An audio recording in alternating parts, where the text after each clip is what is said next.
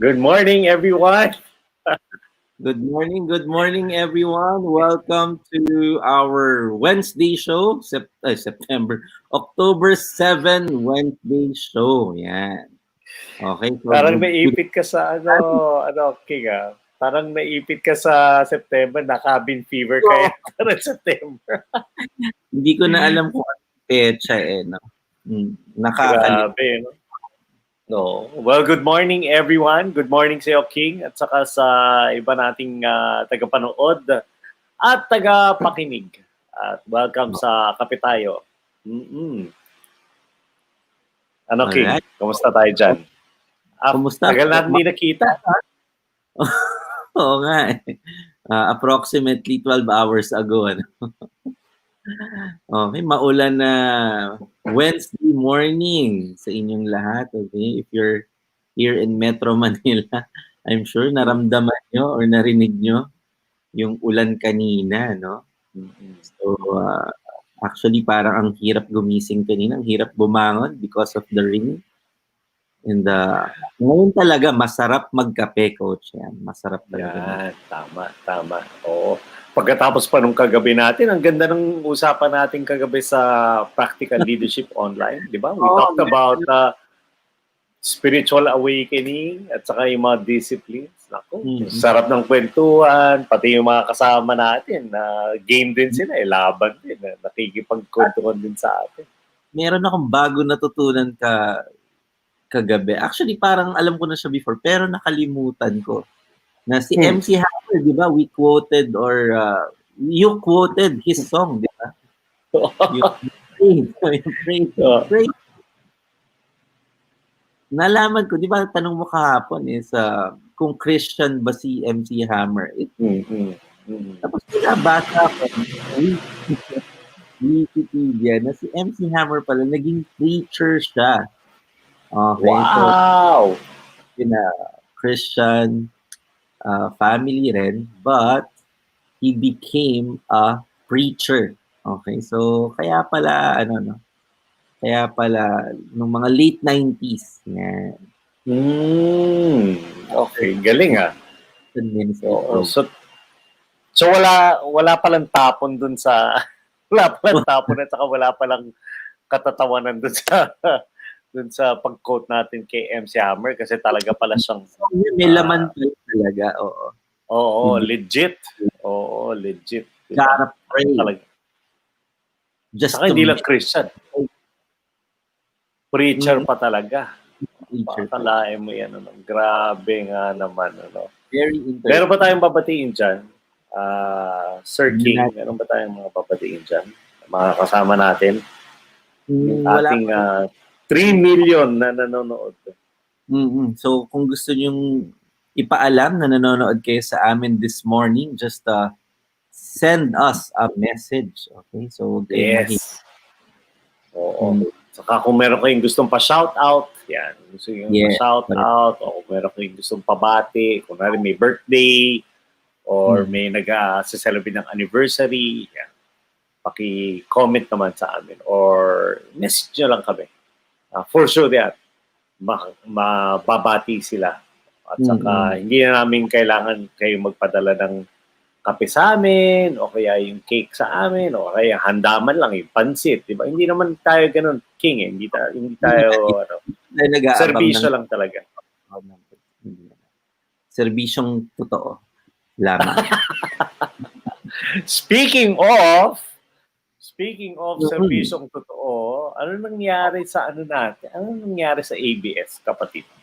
Ayun, okay. So, di ba alam naman nating lahat that ABS was shut down basically a couple of months back after really yung parang to and fro na batuhan ng legalities of them operating, and despite na may mga government agencies na nagba-backup din naman sa claims nila, they were still shut down. But good news for those who like watching ABS, CBN, or support ABS-CBN. Yan, meron tayong balita. So, Yun. Channel 11, A to Z. Wow. Okay. Used to air on Free TV Channel 11 starting October 10. Oh, October 10 na pala. So it's this coming week na pala yun, ano? This Saturday. This Saturday na. Totoo. Tama, yan. Your favorite Kapamilya shows will be back on TV screens starting Saturday, October 10. Man. So ABS-CBN officially announced Tuesday its broadcast deal with Zoe Broadcasting Network, a free-to-air channel owned by the family of religious leader and Congressman Eddie Villanueva. Hindi ko alam na family pala ito ni Congressman Eddie Villanueva. Alam mo ba yan, Coach? Nakwento sa akin. Nakwento sa akin. Napalita sa akin. Pero alam ko matagal ng Zoe TV, dyan nila ini-air yung services nila dati sa yung Jesus is Lord, at saka meron sila yung they had a regular show na parang talk show din siya, pero it's all about, it's all about the Bible, at saka paano magagamit ang salita ng Diyos sa panghabang buhay, diba? Or for everyday. Doon nila ini-air sa sa Zoe TV. Yes. Zoe TV was, ayun nga, parang Christian channel or aired Christian shows, but I didn't know na kung sino yung may-ari. Oo. Tsaka Zoe means life, right? Tama ba? Zoe means life. No? So, honestly, di ba nagbabasa ka ng Bible?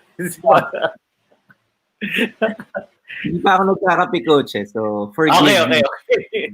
Eto na naman tayo Nagkikwento na naman tayo. Nagkakatawa na naman tayo So, Zoe TV was recently included on the lineup of channels offered by Lopez-owned Sky Cable, as well as by the MVP Group's Signal service. With the partnership, the channel has been renamed A to Z. It may be viewed using TV sets in Metro Manila and nearby provinces. Yan. So ABS-CBN and Zoe are committed to work together to provide entertainment, public service programs, and educational content to the public. The Lopez-owned network said in a disclosure on Tuesday. Yan. So, galing, ano? So, ibig sabihin nun, magre-reformat din si ABS-CBN dahil number one, Zoe is like a Christian TV station because pag may may-ari niyan si Brother Eddie Villanueva, di ba? Who was of course a well-known preacher, di ba? Or pastor who also went into public service, public servant. Yeah. In fact, di ba, at some point, tumakbo rin for the presidency yan si Brother Eddie Di ba? Yes. Tumakbo yan Diba? So, and the son, Secretary, Congressman, or Senator Villanueva, Joel Villanueva. Di ba? Nasa Senate, and then and then he's now, Eddie Villanueva is now the congressman, and then I know that meron pa yata silang isang anak na, if I'm not mistaken, nasa local government. Either mayor or basta very high position also in local government. So dito natin makikita kasi na, yung pagsasanib puwersa ng dalawang malaking station, we really have to change. Magkakaroon ka ng change ng formatting and all, di ba? And incidentally, para sa kaalaman din ni Weng na nanonood ngayon, yung ibang mga shows ng ABS, lalo na sa teleradyo, lumipat na ng ibang network. For example, si Ted Filon, na dating nasa teleradyo on ABS-CBN, lumipat na siya, nasa TV5 na siya. So, 6 a.m., ang haba. 6 a.m. to 10 a.m. Ganun kahaba yung show nila ni DJ Chacha. So, lumipat na sila ng ganun. Tapos, alam ko si si Dos por Dos, si Anthony Taberna, at saka si Jerry Baha. Lumipat naman sa DZRH. Yun, teleradyo din yun. May RH, DZRH TV yata sila. Pero they still want to pursue that because iba talaga nagagawa kasi ng radyo. Mas malayo, sabi nila, ang reach talaga ng radyo kaysa sa TV. Yeah, but in this case, it's good to know that ABS-CBN is back to air their shows and to go back into mainstream TV with Zoe TV. So, ngayon sila ay A to Z Channel 11. Yan. Okay. Tayo kaya, King, kailan kaya tayo magkakaroon ng sarili nating network? Sarili nating network. Akala ko sariling TV. Hindi, network na. Dream big, di ba?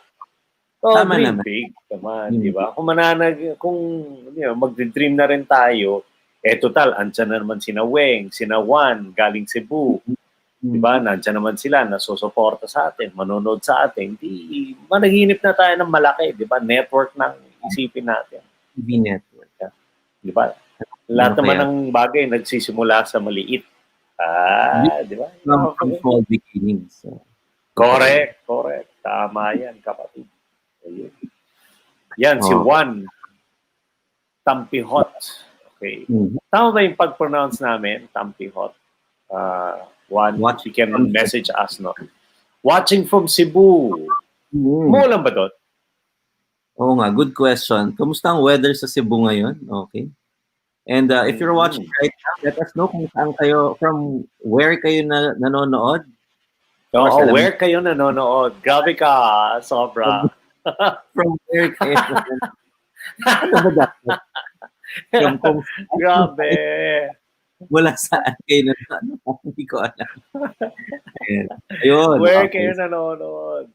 Yay, Sharon! Weng! Yuhu! Yan ang mga supporters natin. Si Sharon nanonood. So much, Sharon. Makati.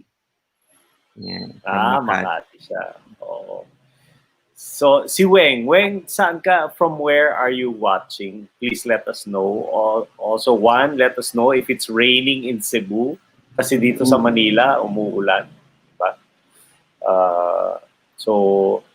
Pero sandali, tanong ko lang, King. Mabalik tayo sa pagmaulan. Ito So kung ngayon, maaga, umuulan na di ba? Ang favorite mong, balik tayo sa pagkain, ano ang favorite mong pagkain pagka ganitong weather? Yung maulan, tapos yung, syempre malamig, di ba? Yeah. Ano yung favorite mong pag-breakfast? Yun, agahan. Actually, kahit anong oras, basta umuulan, champurado at tuyo. Ano kasi yun? Kumbaga parang I grew up na pag umuulan talaga, my mom would ask me to buy. Pinapabili niya ako ng tuyo tsaka malagkit. Tapos gagawa na siya ng champurado with papaya or with cocoa powder, mga ganun. So from scratch talaga gawa siya ng sarap noon, men! Bumibili ako ngayon ng champurado mix. So okay naman, masarap naman. Yung instant. Depunit na. Parang pancake. Parang gumawa ka ng pancake. Add mo na. Just add water at time. So masarap naman. Lasa naman siya, coach. No? Hindi naman niya ako binibigo. So, try, na lang. Try ka na lang. Correct. Saka isa pa yan, si Boots, yan. Makakasama rin natin yan pag nagkaroon na tayo ng sarili nating network. Siguro masarap na pag kami growing up, yung ano ba to? Yung chicken arroz caldo. Ayun, isa pa yun.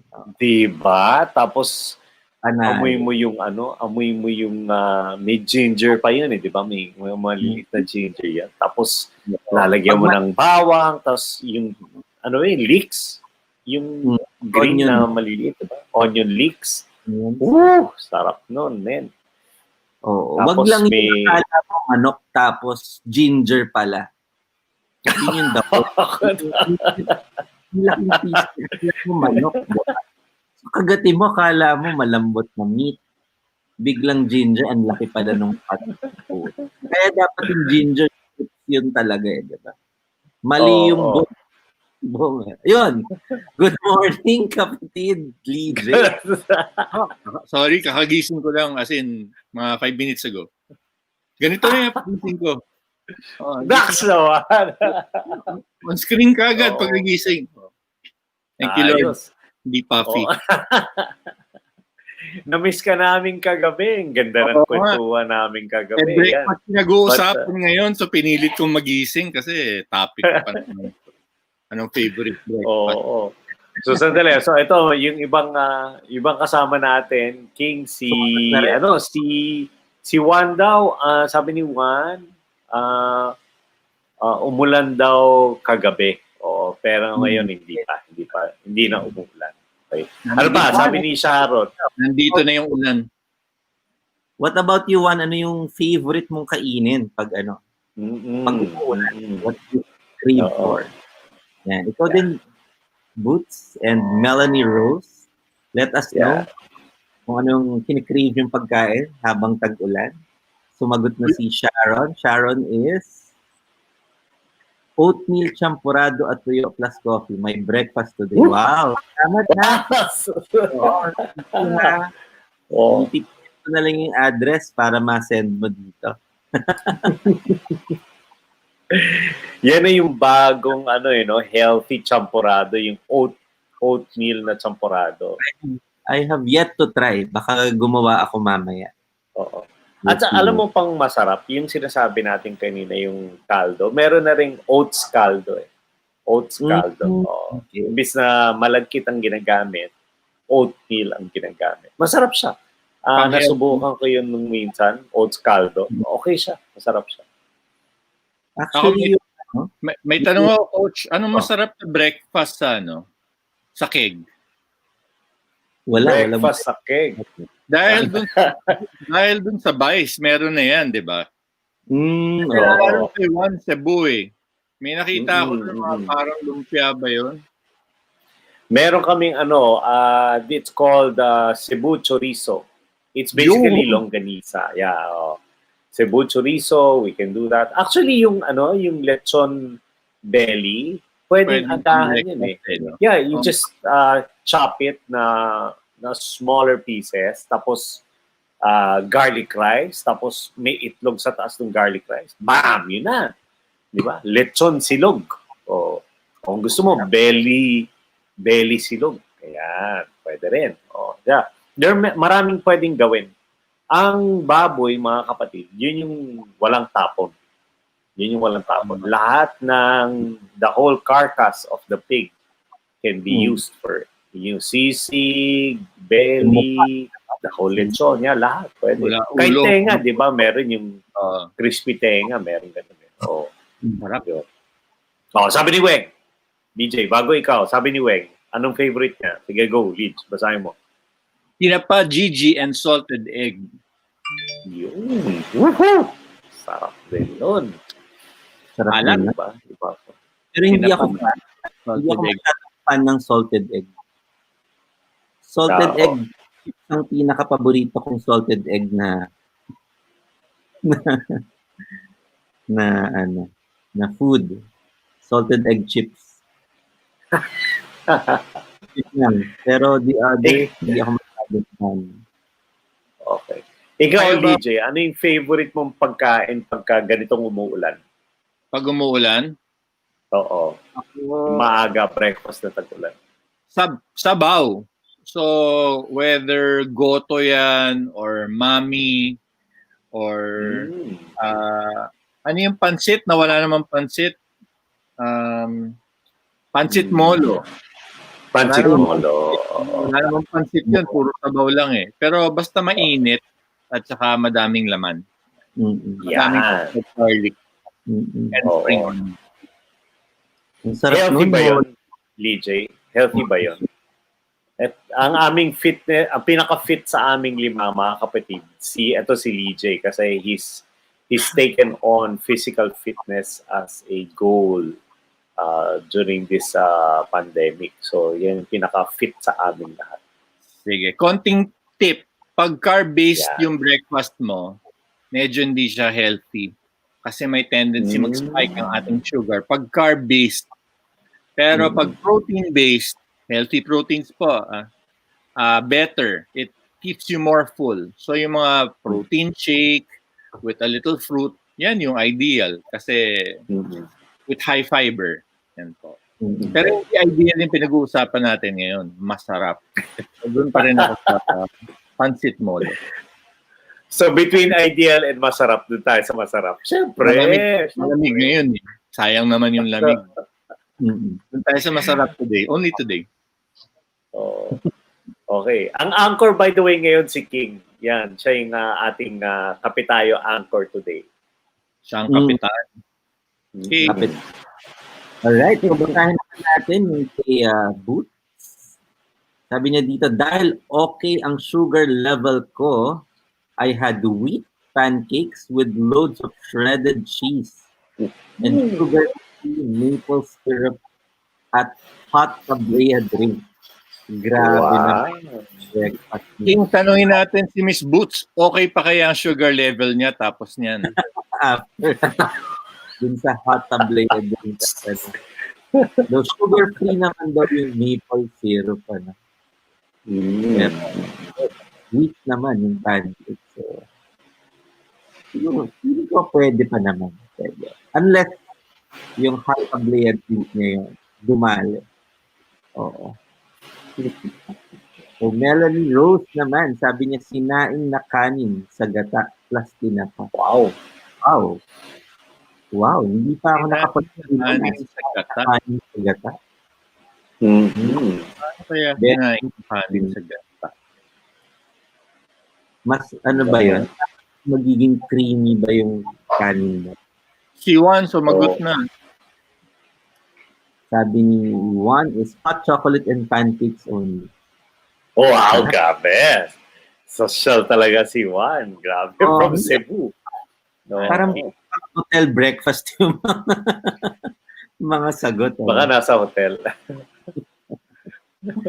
Sabi ni Boots, I really doubt it, so I will have to exercise after your session. Actually, nung gumising ako, sabi ko, exercise pa ba ako? Makakapag-biking ba ako? Tapos, nung nagising ng konti yung diwa ko, narinig ko na yung ulan. Sabi ko, hindi ako makakapag-bike and then go back and do the show. So, hopefully, later, after our show, I can squeeze in a short bike run. Very good. Alright, so meron pa tayong ano pa balita? I think you can chime in on this, Coach, no? Ito yung forte mo. So, ito, yan. Ano masasabi mo rito? Yan, sa ating economy has to reopen more, says Department of Finance Chief. Ano masasabi mo dito, Coach? Sabi amen. Yes and amen. Is still good despite the pandemic, but strict quarantine restrictions are holding back the economy, according to the DOF. Speaking during a meeting of the government's pandemic task force last Monday, Finance Secretary Carlos Dominguez III said the government has enough funds to plug the country's budget deficit. Dominguez said the BIR and customs are doing a good job as they were able to collect 1.821 trillion in the first 9 months, higher than the government's estimate of 1.682 trillion. So yun yung sabi ni DOF. State revenue collection was lowered by 12% compared with the figure last year because of less business activity. Dominguez also reported that about 70% of the government's borrowings came from the local market, while about 30% came from abroad. So ano masasabi mo dito, Coach? I agree. The economy has to, and coming from the Department of Finance, Chief Carlos Dominguez, Secretary Carlos Dominguez, galing na sa kanya kasi siya yung nakakaalam ng pera ng bayan because he's with the Department of Finance. More than DTI Secretary Mon Lopez, who takes a look naman at the businesses. So, kung titignan mo yung the grand scheme of things in terms of finances, it's important to open the economy, meaning and mostly it's the MSMEs, the micro, small, and medium enterprises, who are, operating a lot of the businesses. A big percentage of the economy or business is run by MSMEs.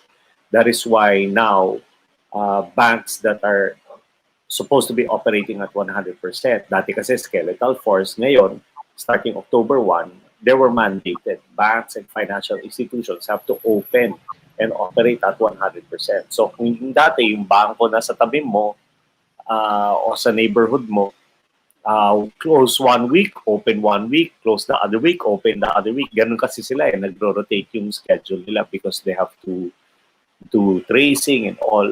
Now, they have to be open 5 days a week and regular banking hours already. That's all financial institutions. Why? Because they have to supplement the income or supplement the economy or boost the economy by lending. So for us naman as small and medium enterprises, micro, small and medium enterprises, we're now allowed to open. All because kailangan kasi ng spending. Kasi two reasons. One is people have to start early so that people also have the ability to spend. Kasi that's what primes the economy, the spending, internal spending. So it has to open more and more. And it's a good thing that businesses like ours, who used to be only open 30% or 50% capacity, is now dependent on management decision whether they're going to open minimum 50% to 100%.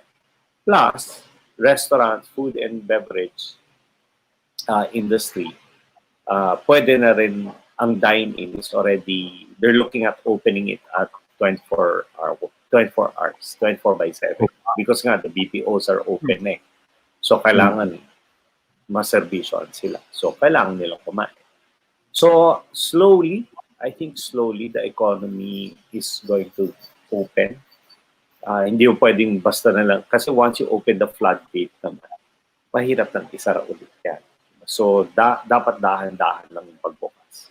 Kasi we can open, pero if customers don't feel safe in your establishment, then it defeats the purpose of opening. Wala ka rin kita, wala ka rin benta. And by the way, F&B comprises a big portion of the economy. So number one dyan, I know the number one is OFW remittance. Then number two is the BPO and the contact center industry. They contribute a lot to the economy. And then the third is F&B. Malaki yan. Kasi people have to eat. People want to have a good time. So that's part of our culture. Kaya nga tayo may pinakamaraming celebration, fiesta. Halos buwan-buwan may fiesta. Kasi that's what we do. We like celebrating, we like eating, we like gathering. So that one has to open up.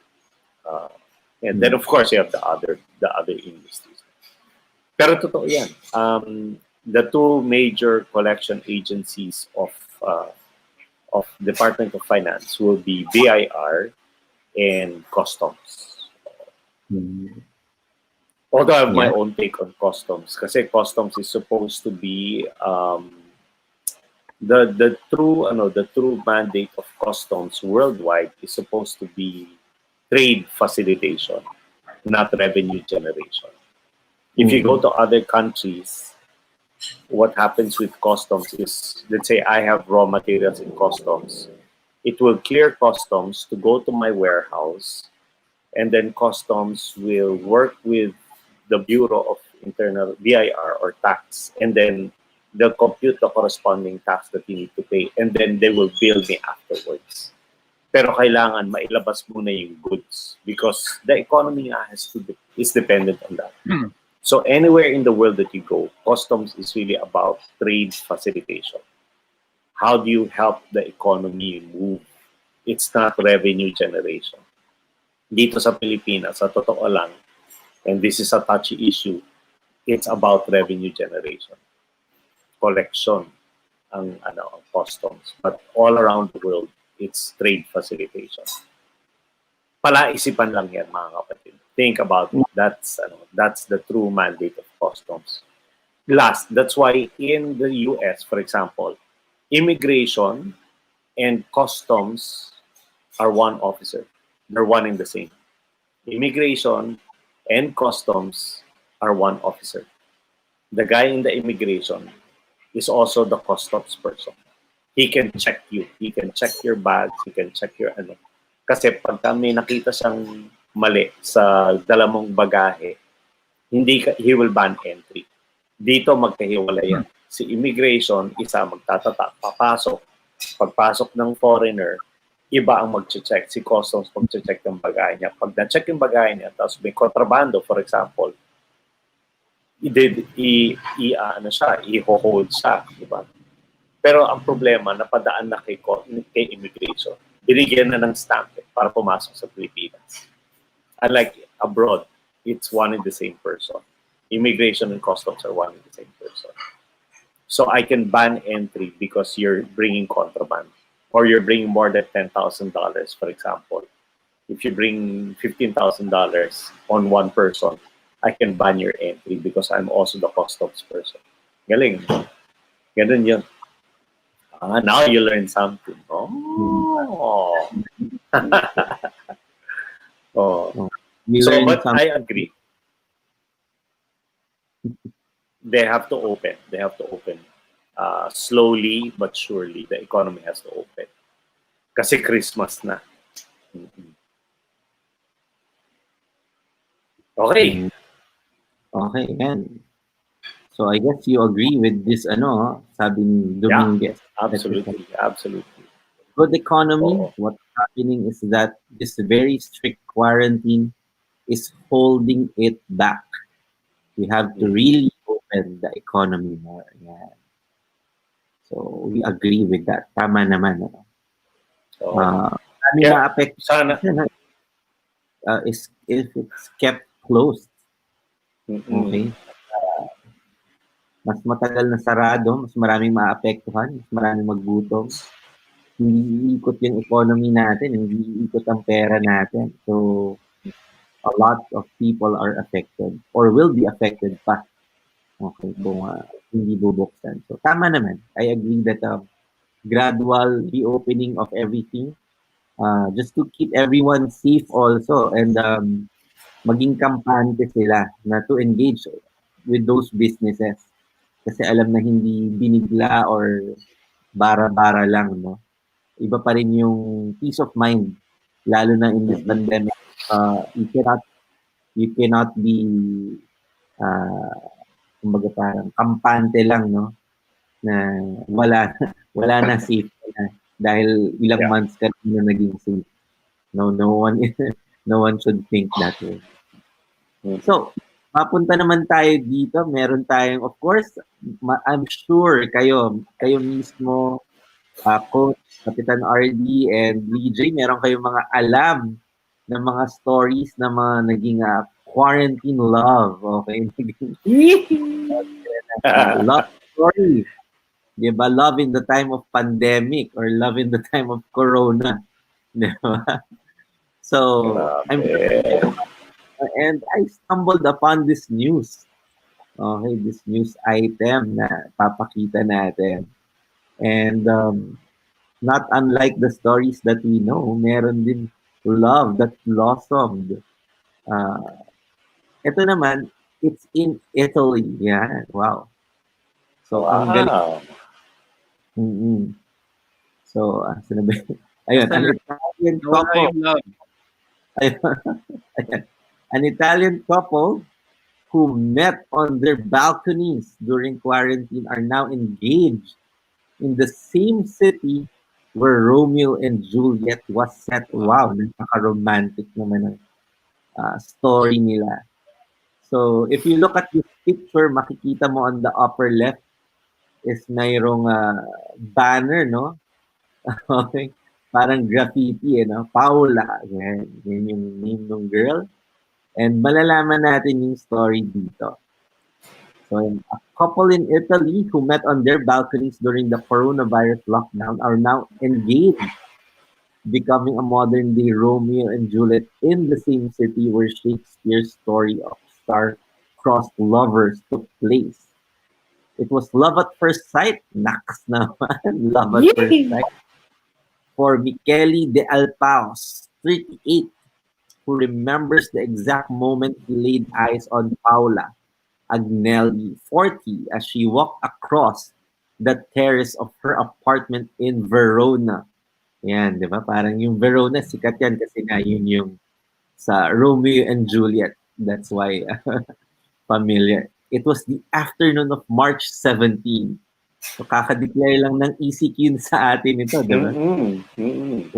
Was forced to work from home because of the lockdown. Well, I guess sabay tayo, no, with Italy or this city. I saw this beautiful girl, Paula. I was immediately struck by the beauty of this girl, by her smile. I had to know her. Napaka-romantic naman ni Michele, no? Grabe naman tong ano na to. The pair had lived in buildings across from each other almost their entire lives, but were never aware of each other's existence. But that afternoon, while her sister played the violin on their balcony, as she did every evening to cheer up the quarantined neighborhood, Agnelli caught the Alpaos' gaze. I immediately thought, what a beautiful boy. Kayo ba? Gusto niyo bang tawagin na what a beautiful boy? Hindi ko alam ang reaction ko dito. Agnelli told CNN, I believe he was sent to me from heaven. Wow. Angel. Heaven sent. While the two were strangers up until that moment, fate still found a way to bring them together. So, yung nabasa ko na tong part na to, and si Guy, si Michele, gumawa siya ng Instagram account, and because common acquaintance niya yung sister naman ni Paula, gymmate sila, okay, they were able to talk together. Ayan. One message after another, we ended up chatting until late night. So yun yung ginawa nila, romance talaga through the balconies and through these two buildings. So, di ba yung kanina? Galing, yung, no? Oo. Ito yun, yung kanina yung pinakita natin. One example of his romantic tactics is when the Alpaos surprised Agnelli one summer morning by writing her name in big letters on a white bed sheet and hanging it from the top of his building for her to see. So, yun yung unang picture kay Paula na pangalan. Yeah. So, ang galing. Oo. Yan. Oh, yan grabe. Ba, may first kiss? Oo, grabe. Walang social distancing yan. Nearly 2 months since the beginning of their love story, Agnelli and the Alpaos were finally able to meet at a garden near their homes. Walang social distancing. We didn't even talk. We sat on a bench and kissed for half an hour like teenagers. Grabe. Grabe talaga. Oh. Iba yung... Grabe. Ay. Ang programang ito ay rated SPG. Iba talaga kultura sa Italy, no? Iba. Europe talaga. Iba talaga ang kultura sa Europe. Pero diyan mo makikita, no, mga kapatid na yung sinasabi niya, love conquers all. Di ba? Di ba? Oo. Ano masasabi niyo kapatid sa love story ni Paula at ni Michele.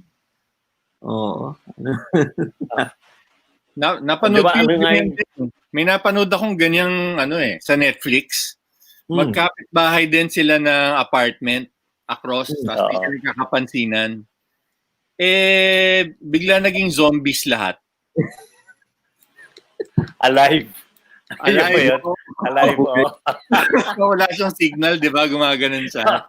Nagkatuluyan naman sila in fairness. So imagine mo, kung pandemic, nagkakatuluyan. Malamang pwedeng totoo rin yung kahit zombie invasion, tapos apartment, tapos kayo nila naiwan. Pwede talaga mangyari. I believe it's possible. Galing. So I guess yung mga naka-condo rito, dumudungaw na sa mga nila, balcony nila, terrace. Ano ba makikita nila, no? Baka nandun din ang love of their lives. Yeah, yes. Sino ba sa mga kasama natin ang may asawa na? At saka baka pwede yung mag-share ng love story. Share yung love story ninyo. Nagkakilala. So if you have married viewers there, sabihin nyo sa amin kung short love story or kahit saan kayo nagkakilala ng yung significant other. Pakita mo King yung community boots. Ang istorya ay pampainit sa malamig na umaga. Okay. Yeah. That article took a wild turn without us knowing it. Grabe. Grabe. 30 minutes. So, mainit. Kalahating oras. Naku. Kakalyuhin na labi mo nun eh. Tuyo na yung bibig mo after. Tuyo na yung bibig mo pagkatapos nun. Kailangan bago. Gatorade muna. Nutrition is very important ngayong pandemic to boost your immune system. Correct. Lang tayo sa pandemic. Pero importante talaga yung meron kang at saka yung definition ng love pala. Sorry. Yun yung maganda yung definition ng love. Diba? Kasi base dun sa definition mo ng love, dun mo makikita kasi kung talagang masasamong in love ka dun sa tao eh. Kasi maraming definitions eh. Kayo ba? Ano mga tagapanood natin at saka tagapakinig? Ano ba yung definition ninyo ng love? What is love? Yan. Sige nga, type nyo nga dyan. Kapitan King, basahin mo muna yung kay Sharon sa kay Jenaline Modesto. Nagkakaroon dito nakakatawang kwento eh. Kaya pala wala akong makita kasi wala akong balcony. Lagi naman ako window side. Wala ba kasapat sa'yo? Sharon, wala ka bang Sabi ni Jenna naman, hi Jenna, wala pa po kami masishare ni Sharon ngayon. Next time na lang po kami. Okay, good morning Jenna and Sharon. Good morning. Yung mga galing na mga batuhan dito eh. Masayahin talaga personal si Sharon and Jenna. Very full of energy, full of life. Ayan. Pray na next time, meron na silang masishare with regard to life. Diba? Walang imposible kahit walang balcony. May mga kilala si Lee J na namuo ngayong pandemic, diba? So, I'm sure ikaw rin, Kapitan, meron ka ding alam. Oo, meron. Marami dyan. Grabe. Madami talaga. Nakakagulat na, engaged na. Ang dami kinasal. Ang dami natin kilalang kinasal ngayong pandemic. Tama.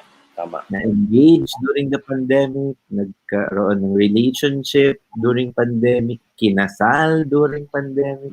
Ang dami nangyayari. Ang galing, ano?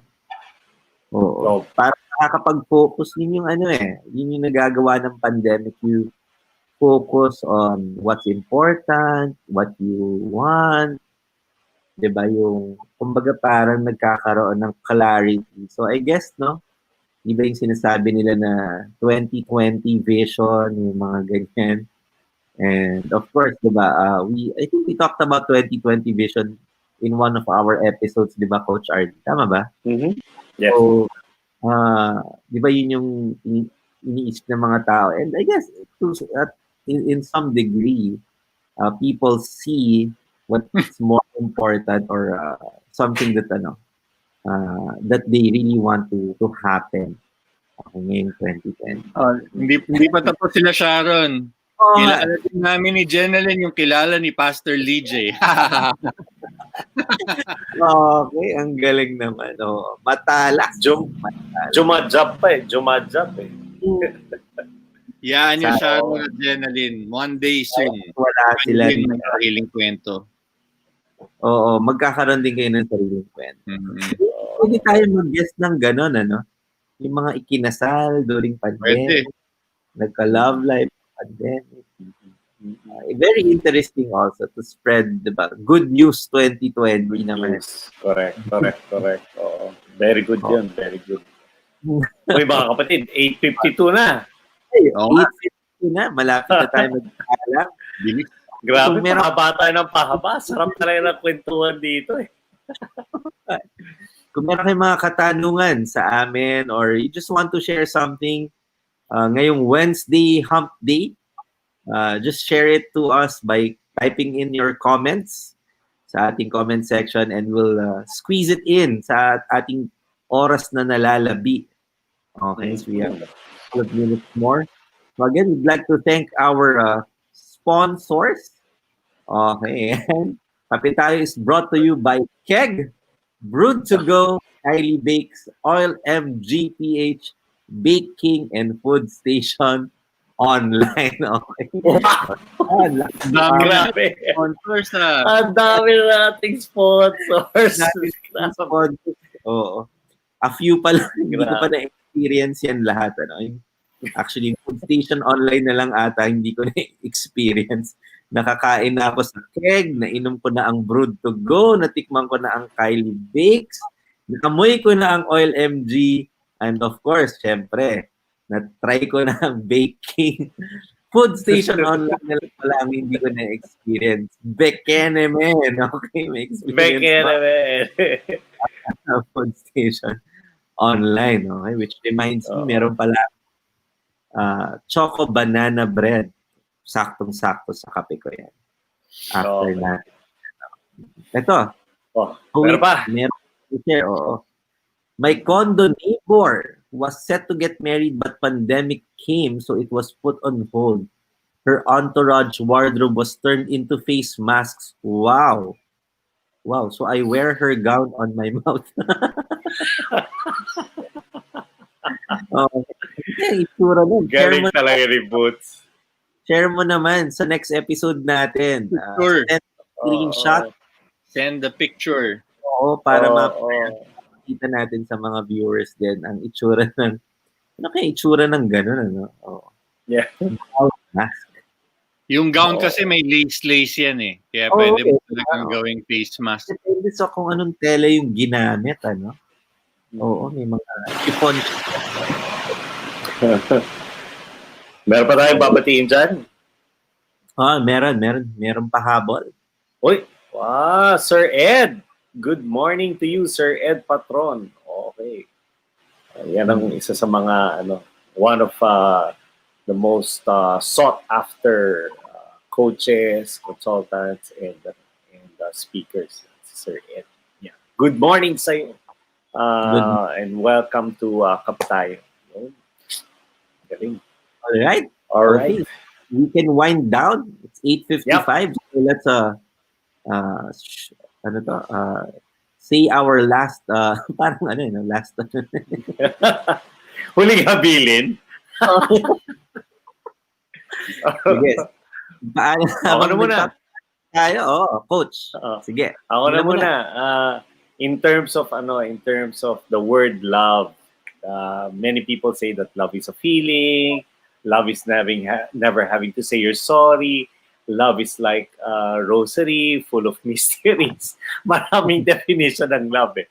Pero ang pinakamagandang definition ng love is commitment. So kasi if love were always a feeling, ni marami ng couples na hindi that are no longer together. But if you think about love as a commitment, you will really say or know what it means and how it feels when you commit. So whether it's to your family or to your spouse, for example, when you say, I love you, that means that I'm committed to you through thick or thin, in goodness and in better for worse, but in health or sickness, till death do us part. So that means that I'm really committed to you. To your kids, when you tell your kids, I love you, it means that I'm committed to you, that I will do everything to provide you with the best quality of life and the best care that's possible for me. When you go to work, pag sinamong, when you say, I love my team, I love my company, I love my work, ibig sabihin nun that you're committed to providing the best work possible. You're committed to making sure that your team succeeds. You're committed to making sure that your brand, your company succeeds in this trying time. So love is not a feeling, love is a commitment. So go out there this hump day and spread the love. Yeah. Yan sa akin. O naman, DJ? On love pa rin, no? Nandun pa rin ako sa food eh. Naiwan nata ako dun sa breakfast. So one way we can show our love towards our country as well is may mga iba naman sa atin, may mga budget to go abroad or buy high-end stuff. Let's support local muna. Medyo kahit pwede nang lumabas sa ibang bansa, dito muna tayo. Punuin natin lahat ng mga resort, restaurants, bilhin natin lahat ng mga produkto natin. Kasi kaya naman eh. There are people right now who, it's not an issue of whether they can afford or not. So let's patronize local companies, products, and restaurants para makatawid tayo kaagad. Yun lang po. Ayun. Again, a reminder for all of us, 79 days until Christmas. Wow. Grabe, 79 days na lang until Christmas. I hope that this brings you hope and something to look forward to. Okay, we might not know kung anong mangyayari in the next 2 months, but of course, we can have this thing na panghawakan natin that we can celebrate. Diba? So kahit naman anong sitwasyon natin ngayon, ang Pasko ay darating pa din. Hope will come. So ano lang, kapit lang tayo mga kapitid, and remember that to spread love, to spread the positivity. Wag yung COVID lang na positivity, but to spread positivity and share joy to other people even in this pandemic. So God bless you guys. Magandang umaga sa inyo mga kapitid. So see you guys on Friday for another edition of our Kape Tayo. So bye guys. So see you soon.